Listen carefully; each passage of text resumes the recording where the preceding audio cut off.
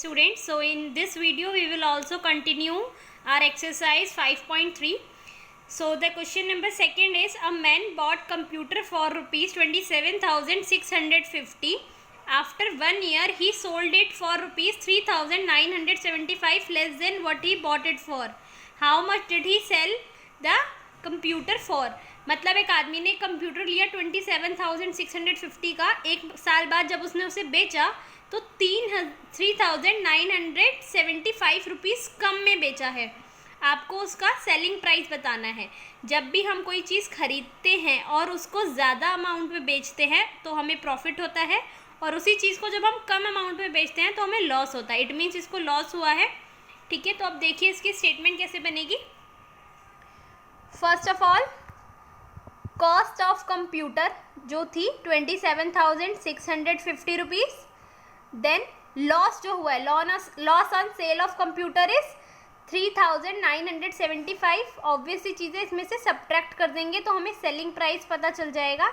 So the selling price of the computer is 0 में से 5 नहीं जा सकता. बोरो लिया 10 बना, 10 में से 5 गया, आंसर विल बी 5. सिमिलरली 5 ने जब दे दिया तो ये 4 बना, 4 में से 7 नहीं जा सकता. बोरो लिया 14 बना, 14 में से 7 गया, आंसर विल बी 7. यहाँ पर 6 ने बोरो दिया था, ये 5 बन गया, 5 में से 9 नहीं जा सकता. बोरो लेगा ये 15 बनेगा, 15 में से 9 गया, आंसर विल बी 6. सिमिलरली यहाँ पर 7 ने बोरो दिया था, अब ये 6 बन गया, 6 में से 3 जाएंगे, आंसर विल बी 3. और 2 के नीचे कोई नंबर नहीं है तो 2 के नीचे 2 ही आ जाएगा. मतलब 2 में से कुछ भी नहीं गया, या यू कैन से 0 गया तो 2 ही बचेगा. ठीक है, so the selling price of the computer is 23,675. Okay, you will do question number 3 and question number 4 in your homework. ठीक है, आप लोग ऐसे ही इसे सॉल्व करेंगे. सिमिलरली ऐसे ही होंगे, ये सब्ट्रैक्शन है. Now we will do question number 5. There were 2,75,325 bags of sugar in a godown. 2,42,885 bags were taken out. How many bags are remaining in the godown? अब एक गोडाउन में इतने बैग्स हैं शुगर के, इतने बैग्स निकाल लिए गए हैं, आपको बताने हैं रिमेनिंग यानी बच कितने गए अब. ठीक है, तो इसका सॉल्यूशन हम देखेंगे. So first of all we will write number of sugar bags in a godown. Amount लिख दिया मैंने जितने नंबर हैं. Then number of sugar bags taken out, जितने हमने निकाल लिए हैं, विच इज़ 2,42,885. उसके बाद जो बैग्स रिमेनिंग बचे हैं उसकी स्टेटमेंट लिखेंगे. सब्ट्रैक्ट करेंगे, 5 में से 5 गया, आंसर विल बी 0. 2 में से 8 नहीं जा सकता, बोरो लेंगे, 12 में से 8 गया, 4. यहाँ 2 बचेगा, आप 12 में से फिर 8 गया, आंसर विल बी 4. 5 ने जब नंबर दिया एक तो 4 बन गया, ये 4 में से 2 गया, आंसर विल बी 2. 7 में से 4 चला जाएगा, इसे बोरो लेने की ज़रूरत नहीं है, आंसर विल बी 3. 2 में से 2 गया, the answer will be 0. So the bags remaining in the godown are 32,440. Now the question number 6 is also your homework. ये आप अपने होमवर्क में करेंगे. I'll do question number 7, which is on Monday 1,47,782 bags of wheat were supplied to ration shop.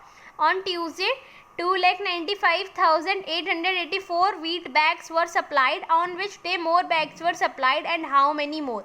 यानी दो अलग अलग दिन, मंडे और ट्यूसडे में अलग अलग नंबर्स के बैग सप्लाई किए गए हैं एक राशन शॉप से.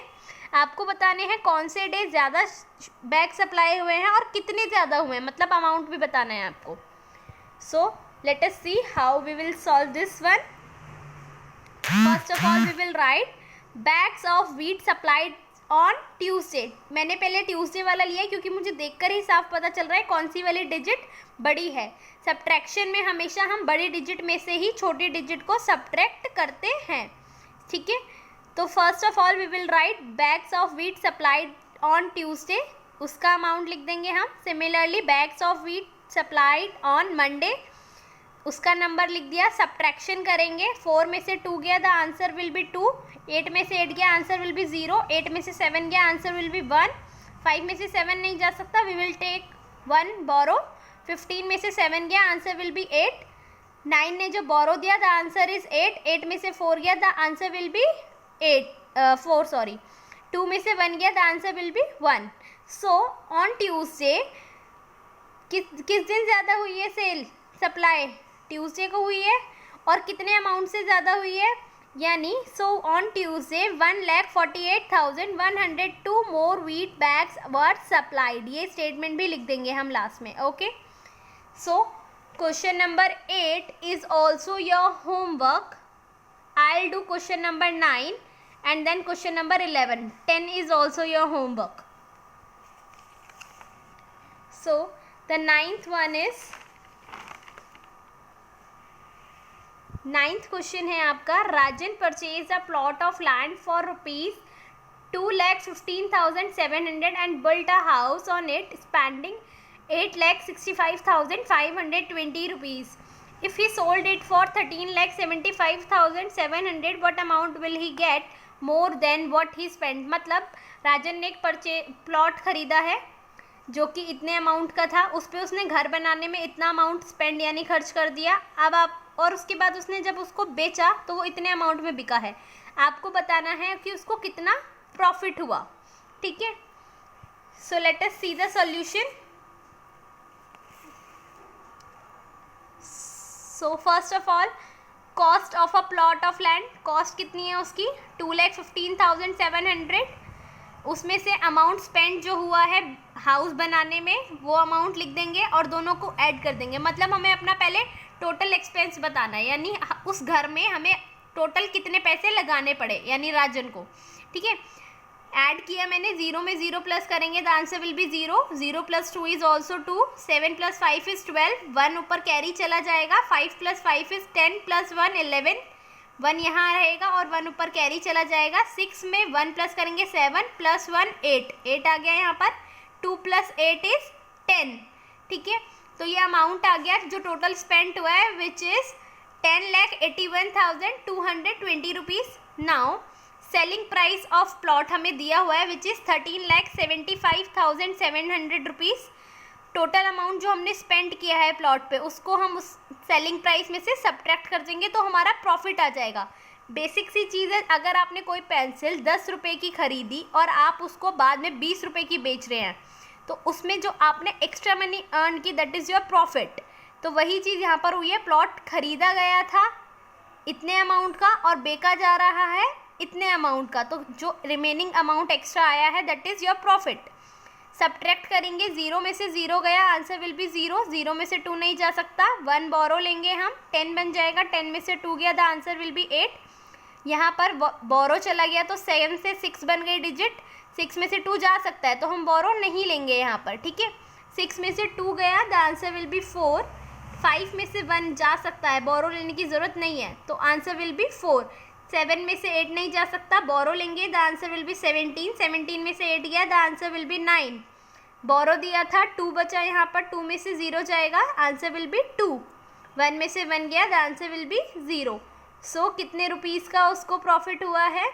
Profit earned by Rajan is 2,94,480 rupees. So Rajan earn profit of rupees 2,94,480 more by selling the plot.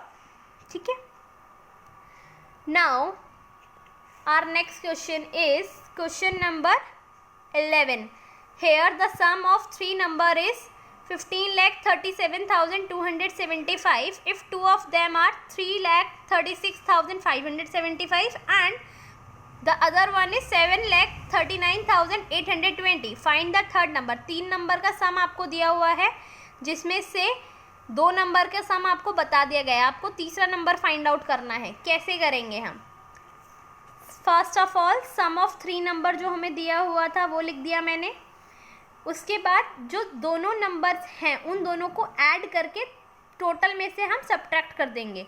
तो वो एडिशन मैंने यहाँ करके दिखाई है. सम ऑफ 2 नंबर्स जो है वो मैंने यहाँ कर लिया है. आप इसको साइड में रफ वर्क भी कर सकते हैं.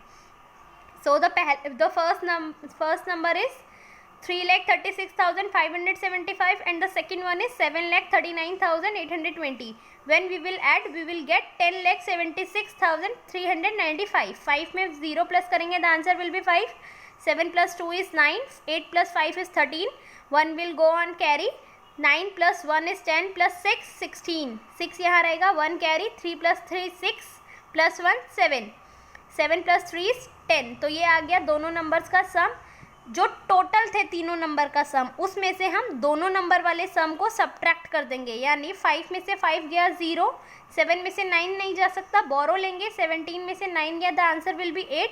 सिमिलरली यहाँ 1 बचा, 11 हो जाएगा बोरो लेने के बाद, 11 में से 3 गया, द आंसर विल बी 8। बोरो दिया था 6 बन गया 7 से, 6 में से 6 चला गया 0, यहाँ पर अब 3 में से 7 नहीं जा सकता, बोरो लेगा ये बराबर से, 13 में से 7 गया, द आंसर विल बी 6, 4 में से 0 जाएगा, the answer will B 4, and 1 में से 1 गया, the answer will be 0। So the third number is 4,60,880 rupees, not rupees, sorry.